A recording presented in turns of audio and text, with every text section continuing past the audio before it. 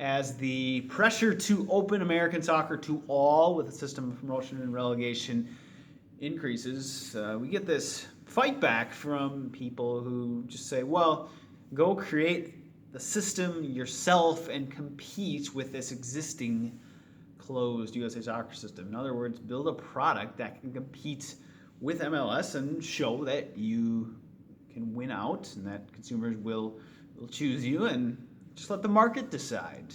When fundamentally people are forgetting what promotion and relegation actually is. And I think people get a little bit confused, because when you think of the word promotion and relegation, you think competition format, how we set things up, kind of like a playoff bracket, a cup, rounds of a cup and cup draws, World Cup draws, things like that. When actually, foundationally, the promotion relegation system is really about accessibility, making soccer as inclusive and open access as possible, and giving people in a nation, in a soccer ecosystem, fair representation, giving them a fair economic and social shot to reach the top of their industry. We must not forget that soccer is more than just sport, and that's true for any sport at the professional level. People want to say, oh, it's just a game, why do you care so much? Just accept things for the way they are. And that's how these cartels and monopolies at the top, particularly in U.S. sports, where we have this, NFL and MLB, NBA, these small fraternities of owners that basically define the entire sporting ecosystem for their particular sports. And we just accept that as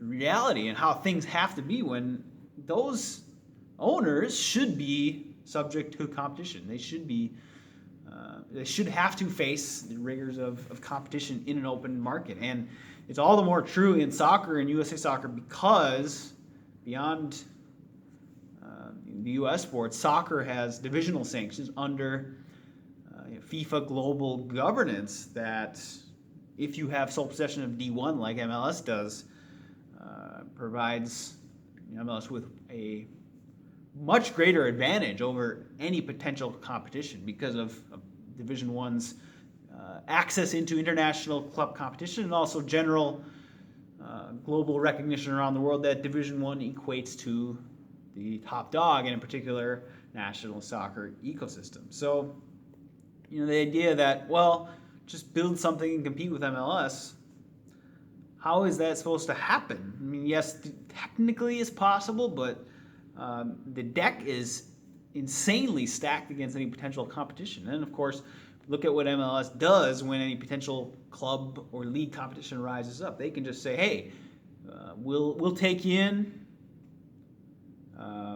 Either we'll absorb you, make you a part of Club MLS, D1, kill off competition that way, or we'll drop a team in the same area as you are and beat you that way. So either way, MLS can snuff out any potential competition right then and there. So it's a fallacy that we need to build some sort of competing promotion relegation system to prove its viability in America. And you see here in American soccer, we had recently there's this kind of new shell league called the NISA, National Independent Soccer Association.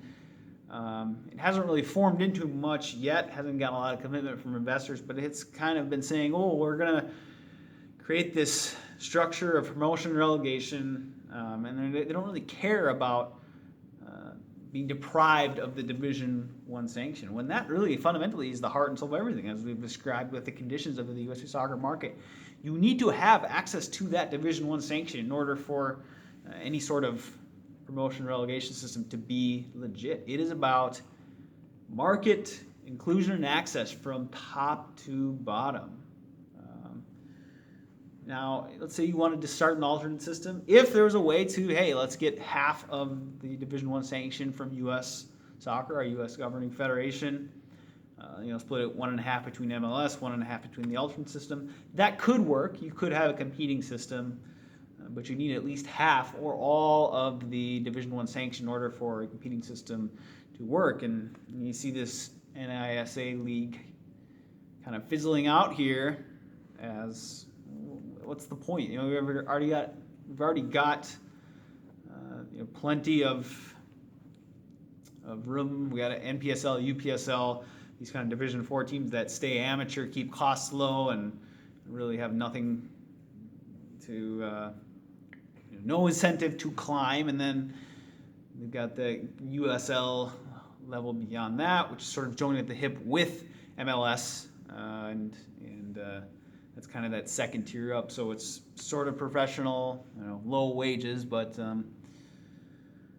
it's at least formed some sort of a Division II for American soccer. So the idea that we can put out a referendum on the viability of promotion and relegation in USA soccer, and if you can't build it without Division I, then there's no point in even pursuing promotion and relegation and open system in USA soccer, which is just patently false. Again, it is not about a format. This is about inclusion in the market. And I say this all the time. Economic opportunity is a human right. In whether it's the soccer industry or any other industry in the United States, I know soccer is a sport technically, but hey, it has the same potential for putting food on the table for people as being an accountant or working in the retail industry. So sports should be treated no different. It is not right that people are denied fair access in the USA soccer market, and that is what promotion and relegation is all about at the end of the day, aligning American soccer with the essence of global soccer, which is equality and opportunity for all. It's about time we align ourselves with the rest of the normal soccer world. Only then will we fulfill our massive USA soccer potential. So if you like this video, make sure to share it out across social media and also subscribe right here to my channel. And I'll talk to you soon.